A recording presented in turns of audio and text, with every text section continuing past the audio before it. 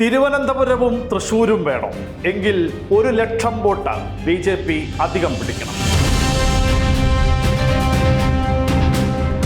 BJPക്ക് നോട്ടം 4 മണ്ഡലങ്ങൾ: തിരുവനന്തപുരം, തൃശ്ശൂർ, പത്തനംതിട്ട, ആറ്റിങ്ങൽ.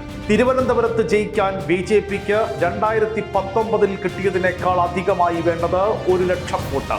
തൃശ്ശൂരിൽ വേണ്ടത് 1,400,000 വോട്ട്. പത്തനംതിട്ടയിൽ 85,000, ആറ്റിങ്ങലിൽ 1,33,000. 4ഇടത്തും ഇത്രയും വോട്ട് അധികം പിടിക്കുക എന്നതാണ് ലക്ഷ്യം. 2019 BJP 2ാം സ്ഥാനത്ത് വന്നത് ഒറ്റ മണ്ഡലത്തിൽ മാത്രം, തിരുവനന്തപുരത്ത്. വിജയിച്ച ശശി തരൂരും രണ്ടാമതെത്തിയ കുമ്മനവും തമ്മിലുള്ള വോട്ട് വ്യത്യാസം 99,989. ഇതനുസരിച്ച് തിരുവനന്തപുരത്ത് 1,00,000 വോട്ട് കൂടി പിടിച്ചാൽ ജയിക്കാം. തൃശ്ശൂരിൽ ജയിച്ച പ്രതാപനും 3ാം സ്ഥാനത്തേക്ക് പോയ സുരേഷ് ഗോപിയും തമ്മിൽ 1,21,267 വോട്ടിന്റെ അന്തരം. 1,400,000 വോട്ട് അധികം പിടിച്ചാൽ അവിടെയും ജയിക്കാം. ഏറ്റവും കുറവ് വോട്ടുകളുടെ വ്യത്യാസത്തിൽ 2ാം സ്ഥാനം നഷ്ടപ്പെട്ടത് തൃശ്ശൂരിൽ. രണ്ടാമൻ CPIയിലെ രാജാജി മാത്യു തോമസും 3ാമൻ സുരേഷ് ഗോപിയും തമ്മിൽ വെറും 27,634 വോട്ടുകളുടെ മാത്രം അകലം.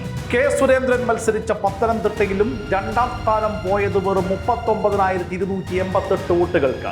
രണ്ടാമതെത്തിയത് വീണ ജോർജ്. ജയിച്ച ആന്റോ ആന്റണിയും സുരേന്ദ്രനും തമ്മിലുള്ള അകലം 83,531 വോട്ട്. 85,000 വോട്ട് കൂടി അധികം പിടിച്ചാൽ ജയിച്ചെന്നും വരാം. ആറ്റിങ്ങലിൽ ജയിച്ചത് അടൂർ പ്രകാശ്. സമ്പത്ത് രണ്ടാമത്. സമ്പത്തിനേക്കാൾ 94,667 വോട്ടിന് പിന്നിൽ പോയി ശോഭാ സുരേന്ദ്രൻ. 1,32,914 വോട്ടാണ് ശോഭയേക്കാൾ അടൂർ പ്രകാശ് അധികമായി നേടിയത്.